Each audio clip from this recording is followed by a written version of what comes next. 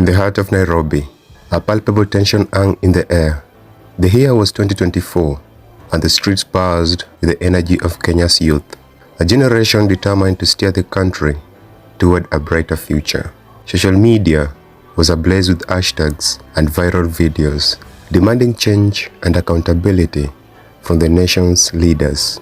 Among the most vocal of these young activists was 23-year-old Amina Mwangi, a recent graduate with dreams of a better Kenya.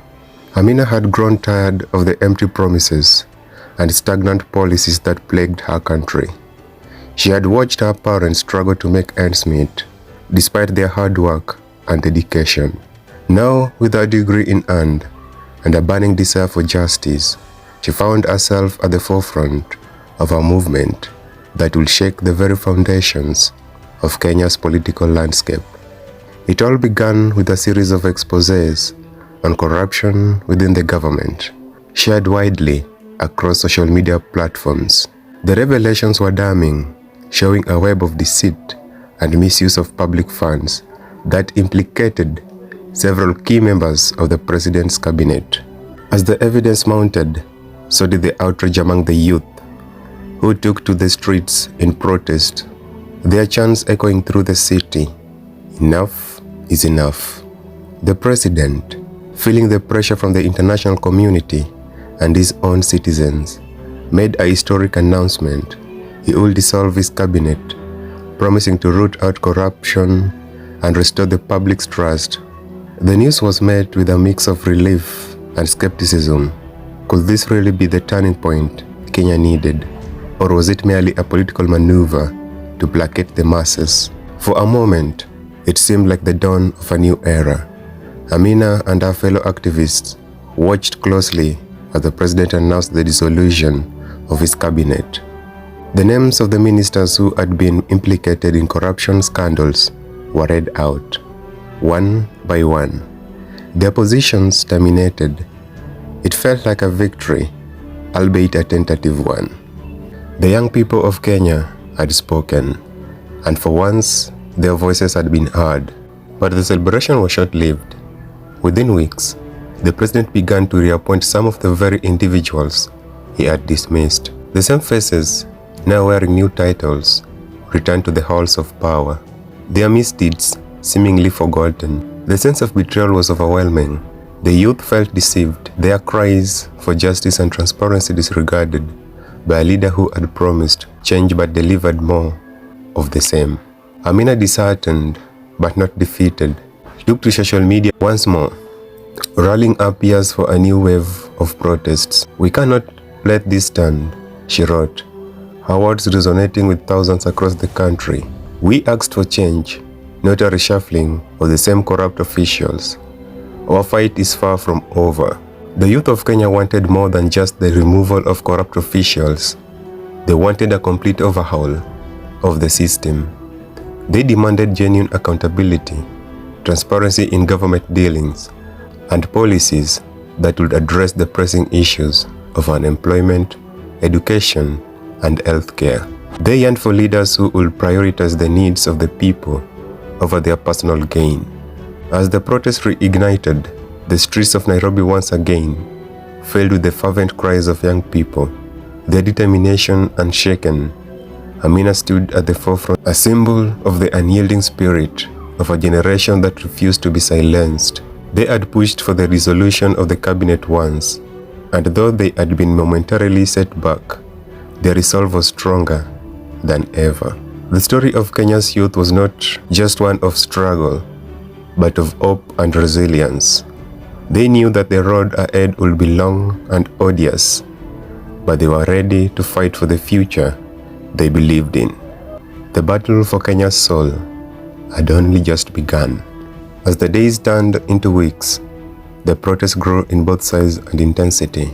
From the coastal city of Mombasa to the inland hubs of Kisumu and Eldoret, young people poured into the streets, united by a shared vision of a more just and equitable Kenya. The movement transcended tribal lines and socio-economic barriers, showcasing the power of a united youth determined to reclaim their country's future. Amina became a leading figure in this new wave of activism. Our social media platforms evolved into essential hubs for organizing and disseminating information. She worked tirelessly, coordinating with other activists, holding strategy meetings, and ensuring that the protests remained peaceful despite the growing frustration and anger. Her voice became a beacon of hope, inspiring countless others to join the cause. One evening, at the sunset over Nairobi, Amina found herself standing on a makeshift stage in Uhuru Park, addressing a sea of faces lit by the glow of mobile phones. The air was thick with anticipation as she took the microphone. "Brothers and sisters," she began, her voice steady and clear. "We stand here today, not just as individuals, but as a collective force for change. We have been betrayed, but we will not be silenced. Our fight is for a Kenya where every voice matters, where justice prevails, and where our leaders are held accountable." A roar of approval surged through the crowd, and Amina continued, "We demand transparency. We demand that our leaders listen to the voices of the people they serve. We demand an end to corruption and a commitment to the well-being of all Kenyans, not just a privileged few." Her words resonated deeply, echoing the sentiments of a generation disillusioned by years of broken promises. As she spoke, Amina felt a renewed sense of purpose. This movement was bigger than any one person. It was a collective awakening, a refusal to accept the status quo. But the government's response was swift and harsh. Riot police were deployed to break up the protests, and arrest became commonplace.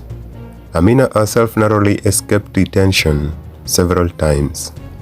Her movements closely monitored by authorities.